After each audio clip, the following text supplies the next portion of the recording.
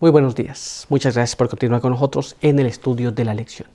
Quiero recordarte que durante todo este trimestre estamos estudiando este tema muy importante que lleva por título Lecciones de la vida de David.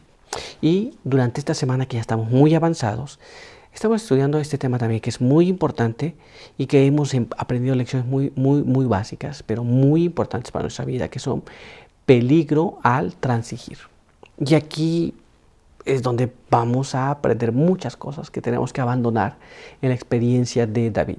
Pero ahora quiero invitarte a que me acompañes para que juntos podamos ir a nuestro texto que hemos de estar aprendiendo y que ya estoy seguro que tú te sabes. Se encuentra en el libro de Salmo, es el Salmo número 56 y allí vamos a leer el verso número 11. Salmos capítulo 56, verso 11. En Dios he confiado, no temeré. ¿Qué puede hacerme el hombre? Así que con este pensamiento en nuestra mente, quiero invitarte a que tengamos una oración. Acompáñame.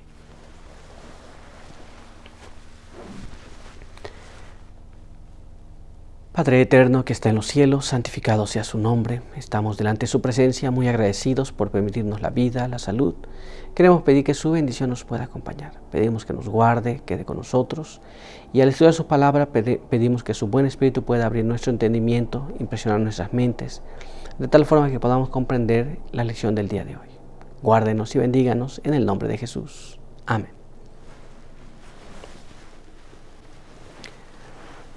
Muy bien, pues vamos a continuar y el día de hoy tenemos un apartado muy importante que lleva por título La única esperanza. Y nuestra primera pregunta nos dice de esta manera: ¿cuán importante es que nuestro lenguaje sea puro,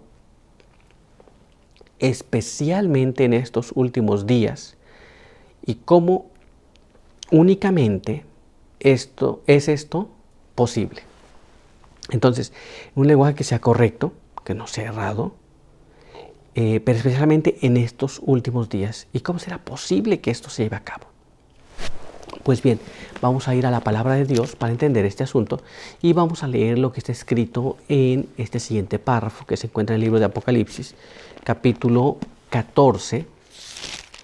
Y allí vamos a leer el verso 1 y después el verso 5. Leemos así. Y miré y vi al Cordero de pie sobre el monte Sión, y con él 144,000 que tenían el nombre del Cordero y el nombre de su Padre escrito en sus frentes. Y en su boca no se halló engaño, porque son sin mancha. En este último tiempo, habrá un grupo designado los 144,000. Y en su boca no hay engaño. Es muy importante esta parte.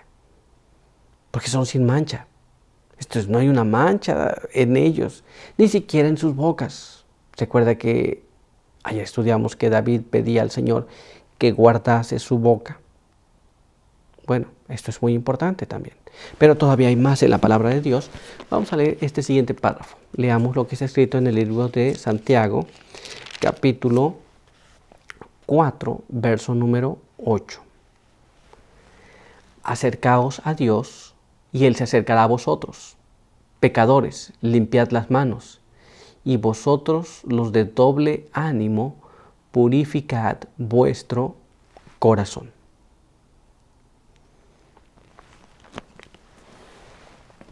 La Biblia nos dice que tenemos que purificarnos, que tenemos que tener no engaño en las bocas. ¿Pero qué significa esto?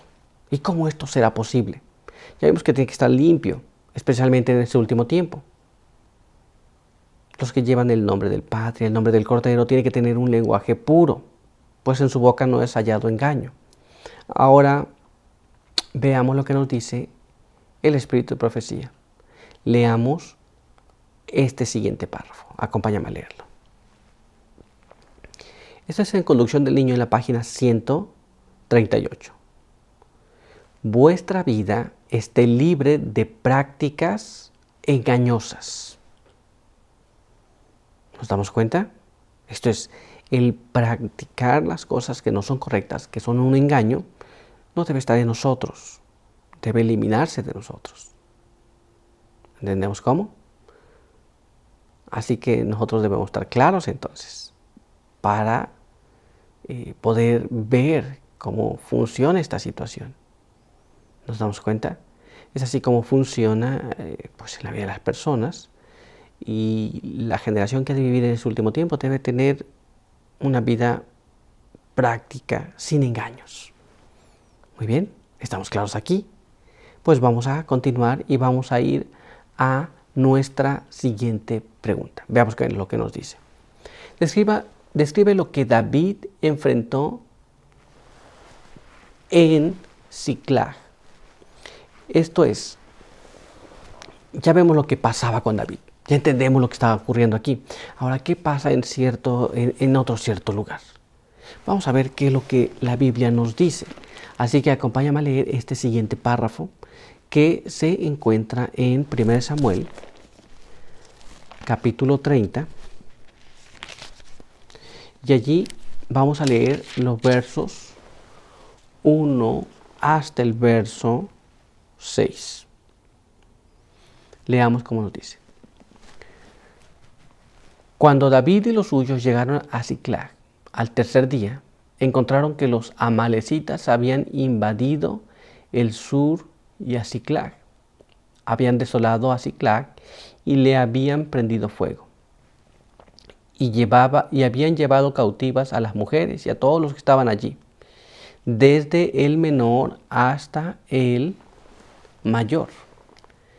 A nadie habían muerto, sino que los llevaron y siguieron su camino. Llegaron pues David y los suyos a la ciudad y la vieron quemada, y sus esposas e hijos llevados cautivos. Entonces David y su gente alzaron su voz y lloraron, hasta que les faltó la fuerza para llorar. También habían llevado a las dos esposas de David, Ahinoam jezreelita, y Abigail, la que había sido esposa de Nabal del Carmel. Y David se angustió mucho porque el pueblo hablaba de apedrearle. Aquí vemos qué es lo que estaba pasando, ¿no? Cuando él regresa del lugar a que había ido junto con los filisteos, él regresa al tercer día, encuentra que había sido invadido y se habían llevado a todos, inclusive sus esposas. Y ahora el pueblo hablaba de apedrearle y estaba muy angustiado. Es una situación complicada. No habían dado muerte a nadie, pero se habían llevado a todos. Ahora vamos a ver qué es lo que nos dice la pluma inspirada. Acompáñame a leer este siguiente párrafo. Mira cómo está escrito. Con esto, David era castigado nuevamente por la falta de fe que le había llevado a colocarse entre las filas de los filisteos. Tenía ahora oportunidad de ver cuánta seguridad había entre los enemigos de Dios y de su pueblo. Entonces, esta situación que estaba ocurriendo era para saber y para reconocer que en medio del pueblo que él se sentía seguro, esto es que la muerte no le alcanzaría ahí a manos de Saúl, ahí se encontraba también, él se sentía ahí seguro, pero no estaba tan seguro como parecía. Pues ahora se habían llevado a todos y la gente no estaba tan contenta. Muy bien, pero vamos a ver ahora qué es lo que nos dice nuestra siguiente pregunta. Acompáñame a leerla. ¿Qué determinó David en esta hora de crisis? Esto es, ahora está complicado todo. Ahora, ¿qué determina hacer David? ¿Qué es lo que él va a hacer ahora? Ya está en esta situación, ya está complicado todo. ¿Qué es lo que va a hacer? ¿Qué es lo que va pues a determinar su destino? Recuerde que hasta este momento le ha faltado fe porque no ha seguido las indicaciones de Dios. Pues para eso vamos a dejar que la palabra de Dios nos hable y vamos a ir allá a nuestro siguiente párrafo, el cual se encuentra en 1 Samuel, capítulo 30, verso 6, última parte. Leemos como nos dice allí. Todo el pueblo estaba amargado, cada uno por sus hijos e hijas, pero David se fortaleció en el Eterno su Dios. La palabra de Dios nos dice que en cuanto todos estaban muy tristes y amargados, dice allí, por causa de que se habían llevado sus hijas, sus hijos o sus familias, mientras ellos estaban en esas condiciones, David tuvo que recurrir a su fuente de sostenimiento, que era Dios, que hasta ese momento le había faltado fe, pero ahora en estas circunstancias tenía que otra vez recurrir a esto. Pero todavía hay más. Vamos a ver qué más nos dice la palabra de Dios. Así que acompáñame a leer este siguiente párrafo que se encuentra en el libro de los Salmos, el capítulo 56, el verso 1 al 3, y después vamos a leer el verso 10 al verso 12. Y leemos así. Ten misericordia de mí, oh Dios, porque el hombre me devoraría. A toda hora me atacan y oprimen. Mis enemigos me persiguen todo el día. Muchos me atacan con soberbia. En el día en que temo, yo en ti confío.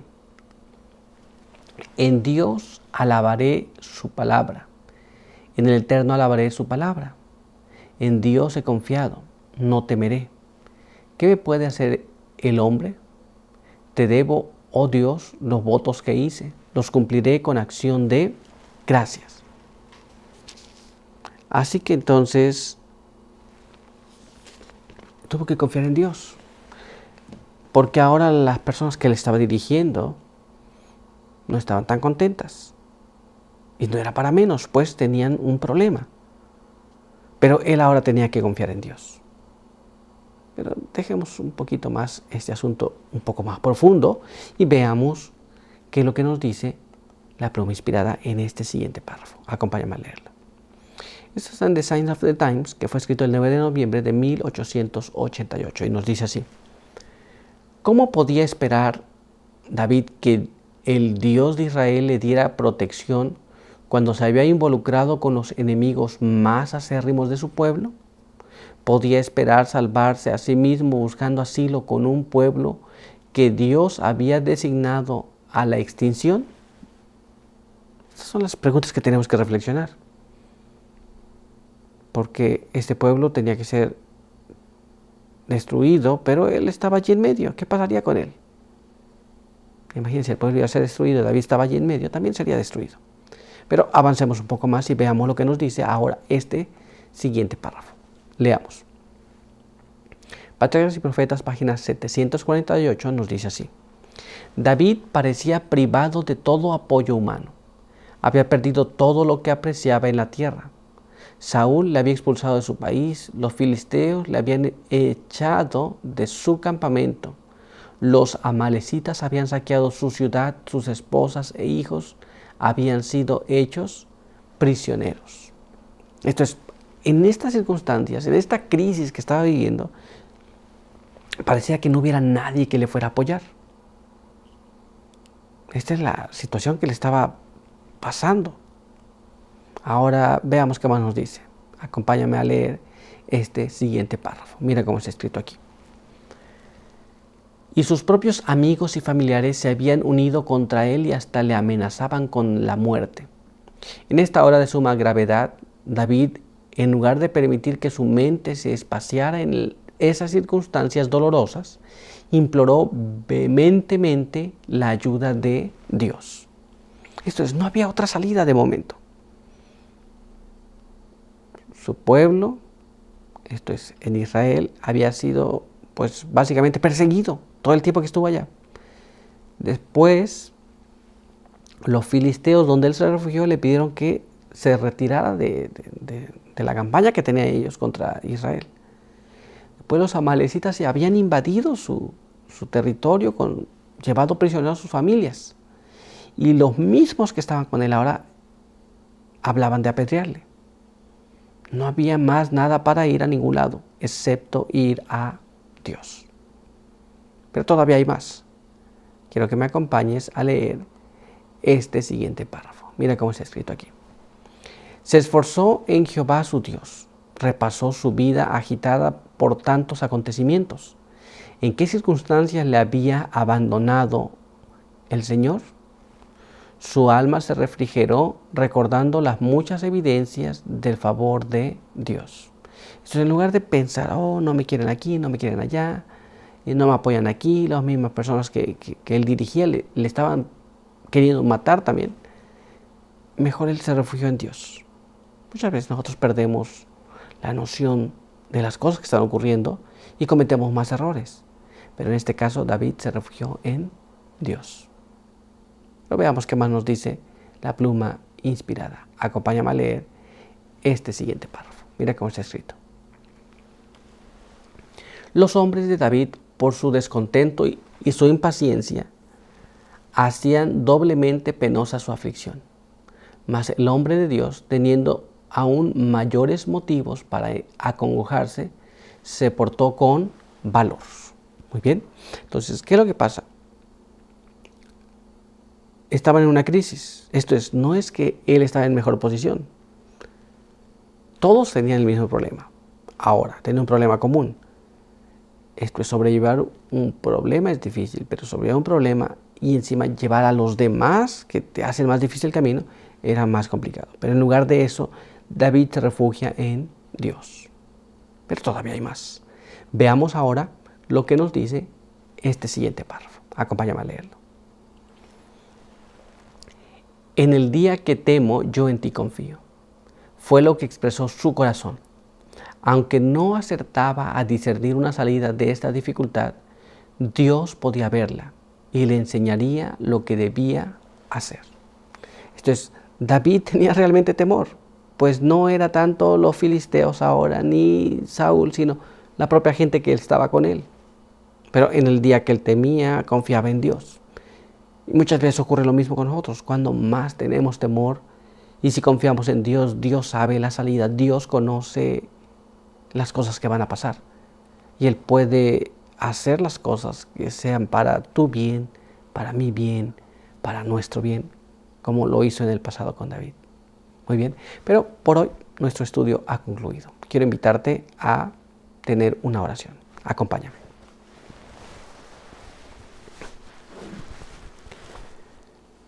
Padre eterno que está en los cielos, santificado sea su nombre. Queremos agradecer por permitirnos la vida y la salud. Queremos agradecer también por permitirnos tener esta palabra. Ahora podemos ver realmente que David confió. Sin embargo, tuvieron que pasar muchos eventos en su vida. Queremos pedir que nos ayude para comprenderlos y para poder no cometer los mismos errores.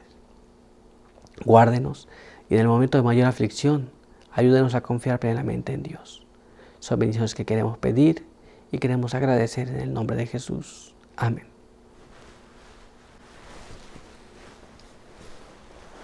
Muy bien, pues muchas gracias por estar con nosotros. Recuerda que te esperamos aquí el día de mañana. Por hoy, que Dios te bendiga.